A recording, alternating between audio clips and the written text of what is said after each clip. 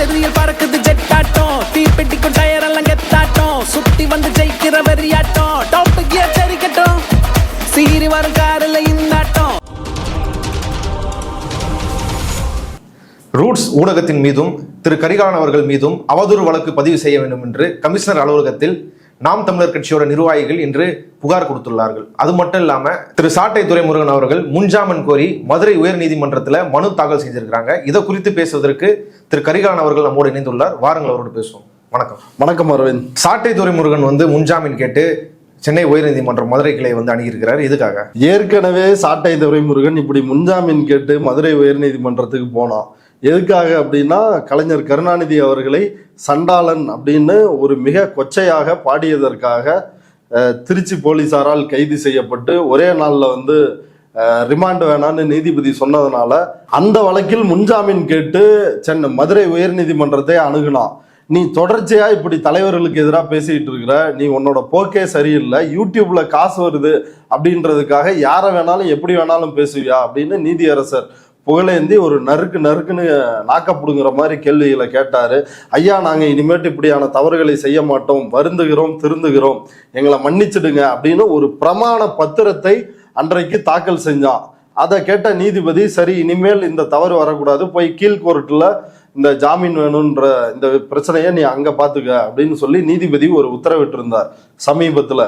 இப்போ மீண்டும் என்ன நடந்திருக்குது அப்படின்னா, கைதுக்கு பிறகு சீமான் பேசினார் இல்லைங்களா, சாட்டை கைதுக்கு பிறகு எஸ்பி வருண்குமாருக்கு ஒரு பிறப்பு வெறுப்பு இருக்குதுன்னு அவரை ஜாதிய ரீதியா அட்டாக் பண்ணாரு.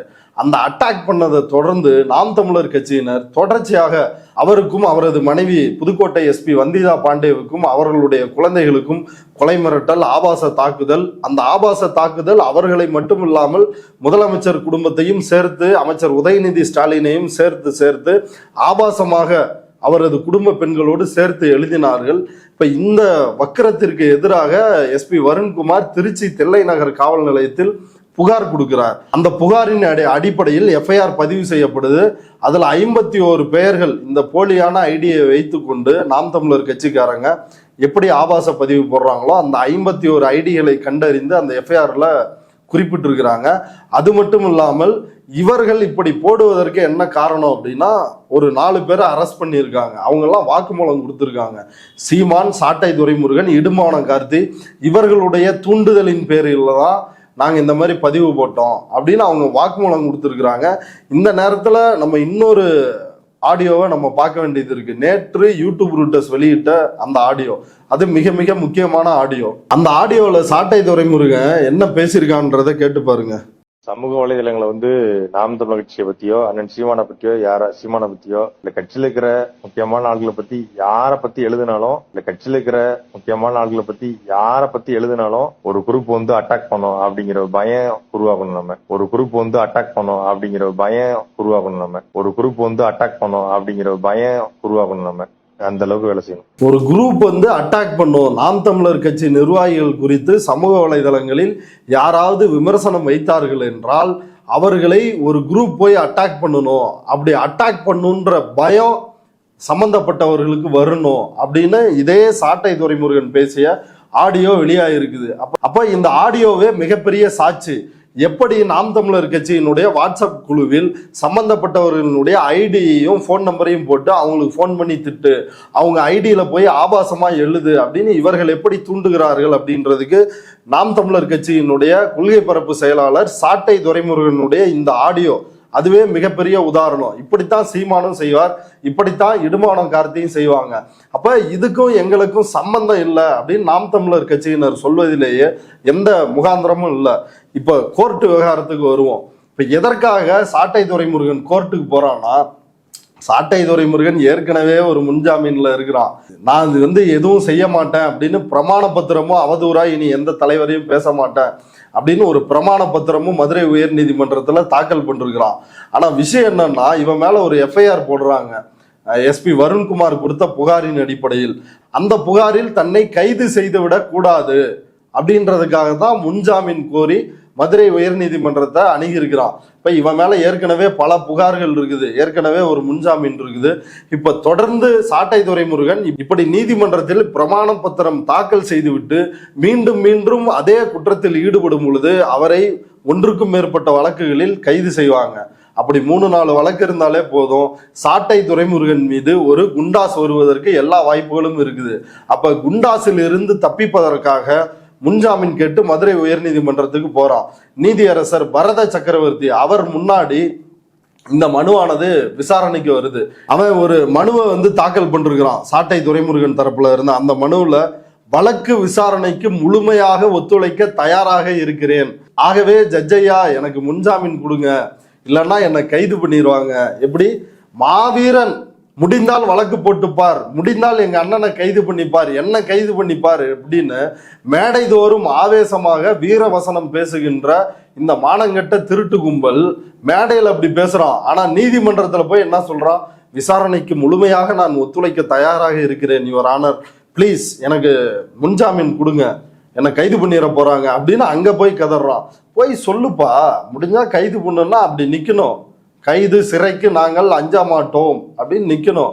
அதை விட்டுட்டு இங்க முடிஞ்சா கைது பண்ணுன்னு சொல்லிட்டு அங்க போய் கோர்ட்டுல முழு விசாரணைக்கு நான் ஒத்துழைக்கிறேங்க ஐயா, என்ன கைது பண்ணிடக்கூடாதுங்க ஐயா, ஒரு உத்தரவு போடுங்க ஐயான்னு எதுக்கு கெஞ்சுற? இப்ப நீதிபதி முன்னாடி அரசு தரப்பு வழக்கறிஞர் தன்னுடைய வாதங்களை முன்வைக்கிறார். என்ன சொல்றாருன்னா, கலைஞர் குறித்து சாதிய ரீதியாக இழிவுபடுத்தும் வார்த்தையை பயன்படுத்தி சாட்டை துரைமுருகன் பாடியதற்காக கைது செய்யப்பட்டார்.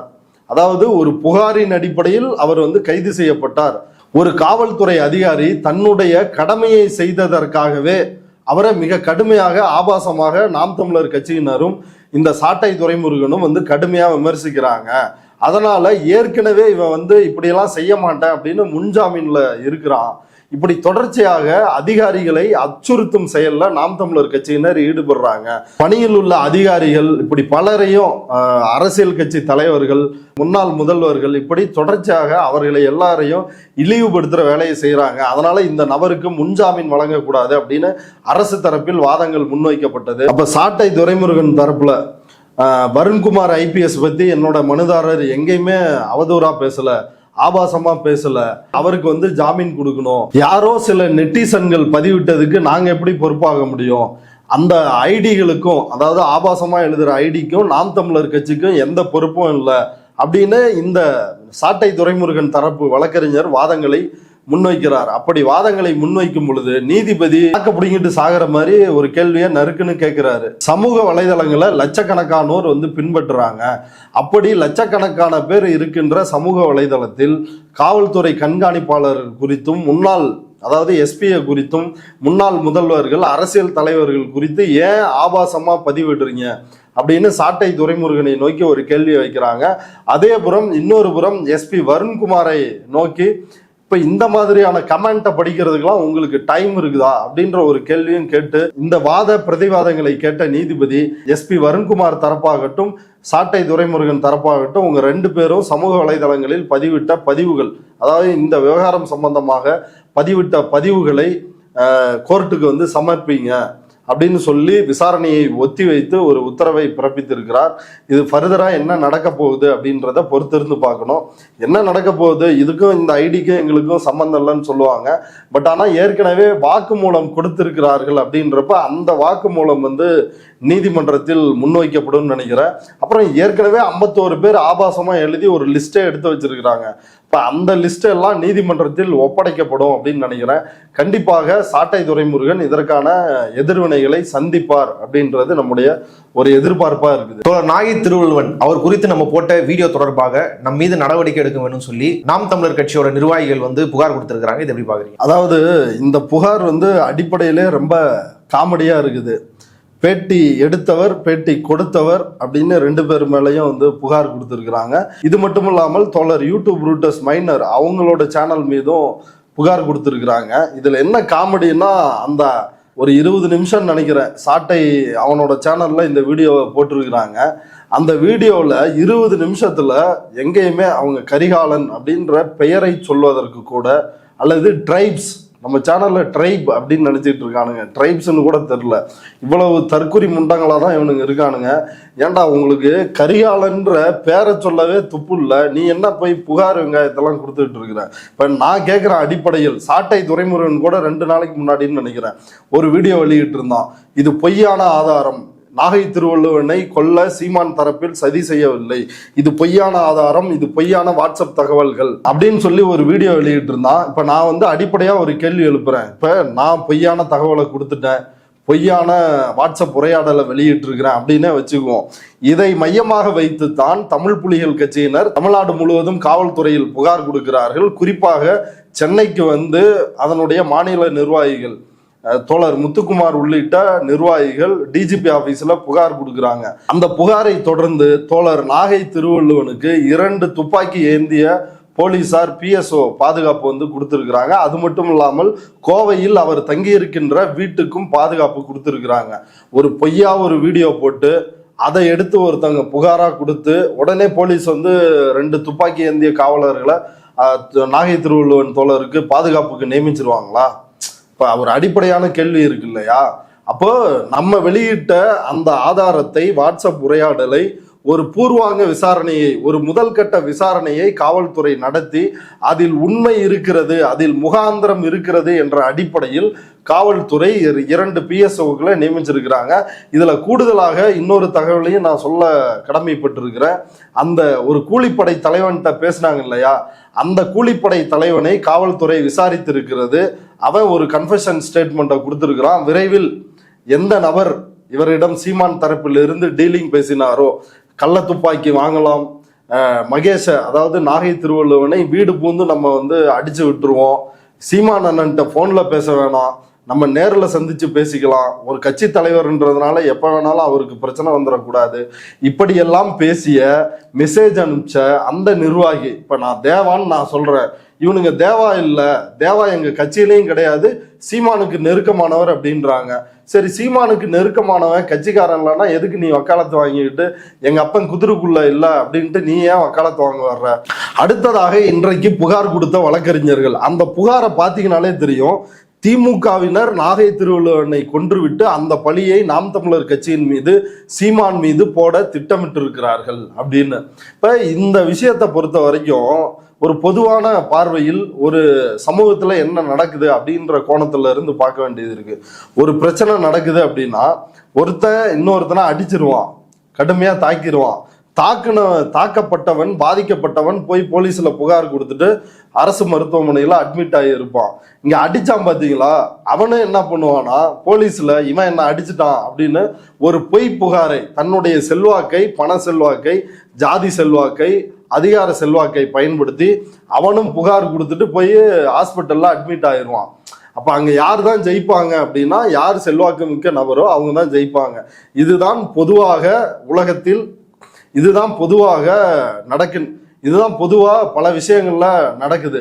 அப்படியான ஒரு மெத்தடை தான் இதுல வந்து கையாளுறாங்க. இப்ப சீமான் தரப்பில் நாம் தமிழர் கட்சிக்காரங்க தான் நாகை திருவள்ளுவன் தோழரை கொலை செய்வதற்கு ஒரு சதி திட்டத்தை தீட்டி இருக்கிறார்கள் அப்படின்ற விஷயம் அம்பலமான உடனே அவர்களுக்கு ஒரு அச்சம் மேலிடுகிறது.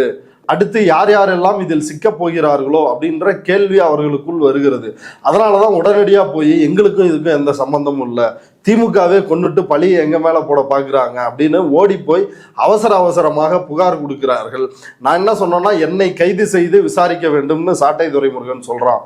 நான் கைதுக்கு அஞ்சுபவன் கிடையாது, என்னை கைது செய்யுங்கள், விசாரணை கூப்பிடுட்டோம், நான் போய் தரவுகளை ஒப்படைக்கிறேன். நாமும் யூடியூப் ரூட்டர்ஸும் வெளியிட்ட வீடியோ அடிப்படையில தான் இன்னைக்கு 2 துப்பாக்கி ஏந்திய காவலர்களை தோழர் நாகை திருவள்ளுவனுக்கு பாதுகாப்புக்கு போட்டிருக்கிறாங்க. அப்ப நாம் சொல்வது உண்மை என்று ஆகிவிட்டது. அப்ப இவங்க கொடுத்திருக்கிற புகார் அப்படின்றது எவ்வளவு பொய்யானது அப்படின்றது இந்த விவகாரம் 2 PSO விவகாரத்திலேயே அம்பலமாகிவிட்டது. இதுலயும் மேற்கொண்டு தமிழ்நாடு அரசை நோக்கி எனக்கு சில கேள்விகள் இருக்குது. ஏற்கனவே ஆம்ஸ்ட்ராங் 8 பேர் கொண்ட கும்பலால் படுகொலை செய்யப்பட்டிருக்கிறார். அதுவும் முகத்திலேயே வெட்டி அவரை வந்து கொண்டிருக்கிறாங்க. ஒரு 2 PSO தான் நீங்க போட்டிருக்கிறீங்க. ஒரு 10 பேர் 12 பேர் கொண்ட கும்பல் தோழர் நாகை திருவள்ளுவனை தாக்க வந்தால் அந்த 2 PSOவால சமாளிச்சிட முடியுமா? அப்ப இது போதாது, உடனடியாக இதுல சம்பந்தப்பட்ட நாகை திருவள்ளுவன் தோழரை கொலை செய்ய வேண்டும் என்று சதி திட்டம் தீட்டிய அந்த திருட்டு கும்பலை, நாதாக்கா கும்பலை, சீமானின் தம்பிகளை போலீசார் கைது செய்ய வேண்டும். சீமானுடைய தொடர்பு இதில் இருந்தால் சீமானையும் நேரடியாக கைது செய்ய வேண்டும் அப்படின்றதா தமிழ்நாடு அரசுக்கு நம்ம வைக்கிற கோரிக்கை. சீமான் அண்ணா வந்து எங்களை கொலை பண்றதுக்கோ இல்லை நாங்கள் ஜெயிலுக்கு போறதுக்கோ எங்களை வளர்க்கல அப்படின்ற மாதிரி சொல்லியிருக்காரு. இது எப்படி பாக்குறீங்க? இல்ல, சீமான் மேடையிலே சொல்லிருக்கிறாரு, வெட்டுங்கடா குத்துங்கடா அப்படின்னு பேசியிருக்கிறாரு, பச்சை மட்டையை வச்சு அடிங்கடான்னு இருக்கிறாரு.